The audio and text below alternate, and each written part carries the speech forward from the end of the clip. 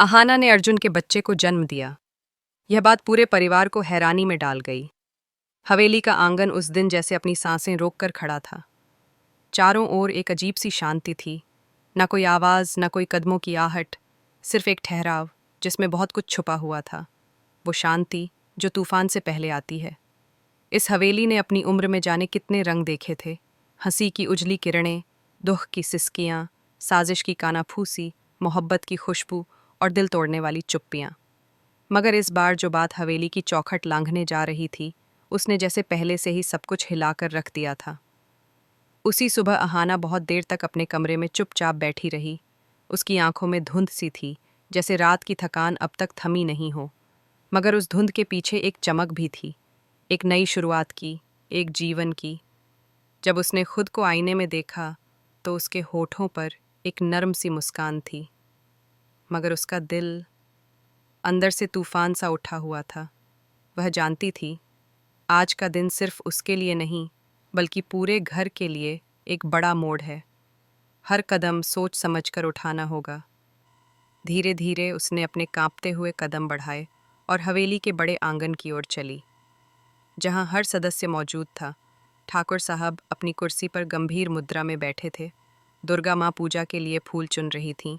बुआ जी हाथ में माला लेकर कुछ सोच रही थीं। तीनों बहुएं, राधा, चारू और मीना, एक कोने में खड़ी थीं और अर्जुन दूर खड़ा जैसे खुद में उलझा हुआ था। हवेली की हवा भी जैसे थम गई थी, किसी आने वाले तूफान की आहट सुन रही थी। अहाना ने गहरी सांस ली। उसकी हल्की कांपती आवाज़ जब पहली बार पूरे आंगन में गूंजी तो हर कोई ठिठक गया। उसने धीमे पर साफ शब्दों में कहा, मैं माँ बनने वाली हूँ। एक पल को ऐसा लगा जैसे हवेली की दीवारों ने भी अपनी सांसें रोक ली हों। हर एक नज़र उसी पर टिक गई। किसी की आंखों में आश्चर्य था तो किसी में अविश्वास।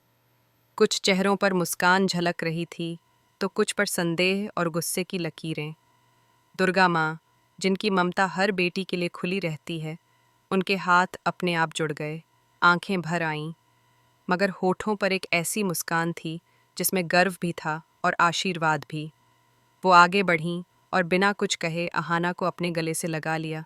फिर कांपती आवाज़ में बोलीं, अहाना, तूने आज इस घर को वह तोहफा दिया है जिसकी कोई कीमत नहीं लगाई जा सकती।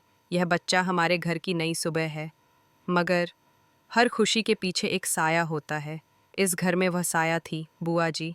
उनकी आंखों में संदेह की चिंगारी थी और शब्दों में जहर घुला हुआ। उन्होंने ठंडी आवाज़ में कहा, नई सुबह, मुझे तो ये सब अंधेरे जैसा लग रहा है। इस घर की इज्जत पहले ही खतरे में थी। अब यह बच्चा आकर सब कुछ उल्टा पुल्टा कर देगा। अहाना तो हमेशा से अपनी मनमानी करती आई है, अब माँ बनने का बहाना करके सबको नीचा दिखाना चाहती है। उनके तीखे शब्द पूरे आंगन में सन्नाटा बिखेर गए। हर किसी की सांस थम गई। वहीं अर्जुन, जो अब तक एक कोने में चुपचाप खड़ा था, उसकी आंखों में सवालों का तूफान था। गुस्सा, संदेह, उलझन और सबसे ऊपर चुप्पी। अहाना ने उसकी ओर देखा। उस नज़र में डर भी था, उम्मीद भी, जैसे पूछ रही हो, क्या तू मेरे साथ खड़ा होगा? बाकी तीनों बहुएं, राधा, चारू और मीना, एक शब्द कहे बिना अहाना के पास आ गईं। उन्होंने उसका हाथ थाम लिया और राधा बोली, भाभी, यह सिर्फ तुम्हारा बच्चा नहीं है, ये हम सबका है। हम तुम्हारे साथ हैं, हर हाल में। उस पल अहाना की आंखों से आंसू झरने लगे। उसने पहली बार महसूस किया, कुछ रिश्ते खून से नहीं, दिल से बनते हैं। इसी बीच ठाकुर साहब तेज कदमों से अंदर आए। उनकी आंखों में गुस्से की ज्वाला थी, आवाज में गरज, दुर्गा, यह सब तेरी ही वजह से हुआ है। तूने इन बहुओं को बेटियों की तरह सिर पर चढ़ा रखा है। अब देख क्या हो रहा है, घर की मर्यादा खतरे में पड़ गई है। दुर्गा माँ ने पहली बार शांत मगर ठोस स्वर में जवाब दिया, मर्यादा तब नहीं टूटती ठाकुर साहब जब कोई औरत माँ बनती है, बल्कि जब वह माँ बनती है तभी एक घर की नींव मजबूत होती है। यह बच्चा हमारे घर की रोशनी है, हमारा भविष्य। उनके इन शब्दों ने हवेली को दो हिस्सों में बांट दिया। एक तरफ ठाकुर साहब और बुआ जी, जिनके लिए यह खबर शक और अपमान की थी। दूसरी ओर दुर्गा माँ और बाकी बहुएं, जिनके लिए यह पल उम्मीद और जीवन की सबसे बड़ी खबर बन चुका था। और अर्जुन, वह अब भी बीच में फंसा हुआ, किसी अदृश्य लड़ाई का शिकार। उसका दिल चाह रहा था कि वह दौड़कर अहाना को गले लगा ले, लेकिन अहंकार, संदेह और दर्द सब उसे रोक रहे थे। रात आई। हवेली के सारे कमरे अंधेरे में डूबे थे। हर कोना चुपचाप था, जैसे दीवारें भी कुछ नहीं बोलना चाहती थीं। लेकिन एक खिड़की खुली थी, अहाना के कमरे की।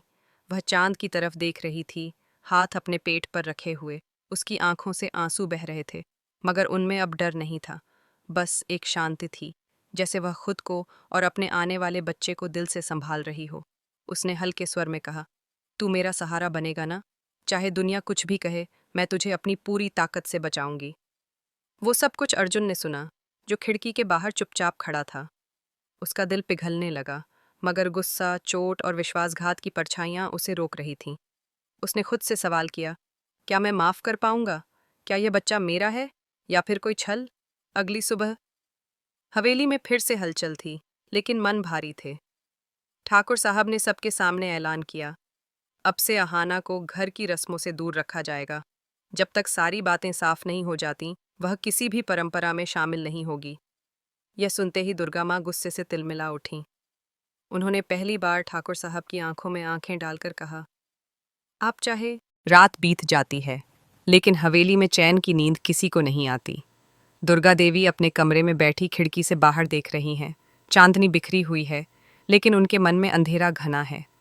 हर बार जब वह आंखें बंद करती हैं, अपनी बेटी की सूरत सामने आ जाती है। कांपते होंठ, डबडबाई आंखें और थरथराता बदन। उनके अंदर दो आवाज़ें लड़ रही हैं।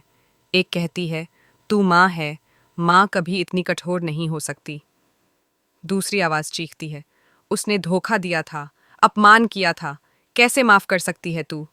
और वहीं हवेली के दूसरे कोने में वो बेटी ज़मीन पर चुपचाप बैठी है, सिर झुका हुआ, आंखों से आंसू थमने का नाम नहीं लेते। उसकी सिसकियों की आवाज़ें दीवारों से टकरा रही हैं। अहाना और भाभियां उसके पास हैं। उन्होंने उसे सहारा तो दिया है, लेकिन उसके मन का दर्द कोई नहीं बांट सकता। अहाना धीरे से उसके पास बैठती है और कहती है, तू अब अकेली नहीं है, हम सब तेरे साथ हैं। वक्त लगेगा, लेकिन माँ को मना लेंगे। दिल की दीवारें वक्त से टूटती हैं। बेटी की आंखों में थोड़ा सा विश्वास चमकता है। क्या माँ सच में मुझे कभी गले लगा पाएंगी? भाभी धीरे से उसका सिर सहलाती हैं। हर माँ के दिल में ममता छुपी होती है। वो आज गुस्से में थीं, लेकिन कल शायद उस गुस्से के नीचे दबा प्यार बाहर आ जाए। सुबह का सूरज निकलता है। हवेली में रोज की चहल पहल शुरू होती है, लेकिन आज माहौल कुछ बदला बदला सा है। नौकर भी फुसफुसा रहे हैं। हर कोई जानता है कि कुछ बड़ा हुआ है, कुछ ऐसा जो घर की परंपरा से टकरा रहा है। दुर्गा देवी पूजा घर में बैठी हैं। सामने देवी माँ की मूर्ति है, लेकिन उनका मन कहीं और है। वो बुदबुदाती हैं, क्या मेरी बेटी सच में इतनी टूटी हुई है? क्या वो सच में पश्चाताप कर रही है? लेकिन जो उसने किया, क्या उसका माफीनामा इतना आसान हो सकता है? वो आंखें बंद करती हैं। उनके जहन में एक तस्वीर उभरती है, छोटी सी बच्ची लाल फ्रॉक में, पहली बार मंदिर में माथा टेकती हुई, और वो एक माँ उसे आशीर्वाद देती हुई। दुर्गा देवी की आंखें नम हो जाती हैं, लेकिन अगले ही पल वह खुद को संभालती हैं। नहीं, मैं कमज़ोर नहीं पड़ सकती। माँ हूँ, लेकिन मैं इंसाफ भी हूँ। इधर अहाना और भाभियाँ एक योजना बनाती हैं। वो तय करती हैं कि आज रात एक पारिवारिक पूजा रखी जाएगी, और उसी पूजा में दुर्गा देवी की बेटी भी शामिल होगी। अगर माँ के दिल तक पहुँचना है, तो हमें प्यार से पहुँचना होगा, झुककर, टूटकर नहीं, बल्कि उसे उसकी अपनी ममता से जीतना होगा, अहाना कहती है। शाम होती है। पूजा की तैयारियां शुरू हो जाती हैं। हवेली के आंगन में रंगोली बनाई जाती है, फूलों से सजी थाली तैयार होती है, और फिर आती है वो घड़ी। दुर्गा देवी आंगन में आती हैं, सफ़ेद साड़ी में, तेज और गरिमा से भरी। वो पूजा के लिए बैठती हैं। परिवार के बाकी लोग एक एक करके आकर बैठ जाते हैं, और फिर भाभियां हाथ पकड़कर उस बेटी को वहां लाती हैं जहां उसकी माँ बैठी है। वो धीमे धीमे चलती है, जैसे हर कदम किसी कांटे पर रखा हो। उसकी आंखें नम हैं, लेकिन अब उनमें कुछ उम्मीद भी है। वो माँ के पास पहुंचती है, थाली उठाकर पूजा के लिए बढ़ाती है। माँ, मुझे ये आरती करने दीजिए, शायद मेरा अपराध भी इसी आग में जल जाए। दुर्गा देवी एक पल को उसकी ओर देखती हैं, आंखें मिलती हैं, एक सन्नाटा पसर जाता है। फिर बिना कुछ कहे दुर्गा देवी अपनी नजरें फेर लेती हैं। जिस हाथ ने मेरी मर्यादा को तोड़ा, वो हाथ पूजा नहीं कर सकते। हवा जैसे भारी हो जाती है। बेटी फिर से कांप जाती है, लेकिन अहाना धीरे से उसका कंधा दबाती है और कहती है, हार मत मानो, प्यार की परीक्षा लंबी होती है। पूरी पूजा में बेटी एक कोने में बैठी रहती है, लेकिन आंखों से अपनी माँ को देखती रहती है। हर मंत्र, हर घंघरू की आवाज़ उसे अपने पुराने दिन याद दिलाती है। पूजा खत्म होती है, सब उठते हैं, लेकिन फिर अचानक दुर्गा देवी का पैर पूजा की थाली से टकरा जाता है। दिया गिरता है, आग की एक चिंगारी उनकी साड़ी को छू जाती है। हर कोई चीख उठता है, और तब बिना एक पल गंवाए वो बेटी दौड़ती है, साड़ी की आग बुझा देती है। माँ! उसकी चीख पूरे आंगन में गूंजती है। दुर्गा देवी उसे देखकर सन्न रह जाती हैं। उसकी आंखों में डर नहीं था, सिर्फ ममता थी। कुछ पल को सन्नाटा छा जाता है, फिर बेटी धीरे से कहती है, मुझे फर्क नहीं पड़ता कि आप मुझे स्वीकार करें या नहीं, लेकिन मैं अब भी आपको माँ कहती हूँ। आप मेरी माँ थीं, हैं और रहेंगी। जब तक मेरी सांसें चलेंगी, मैं यही कहती रहूंगी। ये सुनते ही पहली बार दुर्गा देवी की आंख से आंसू गिरता है, एक बूंद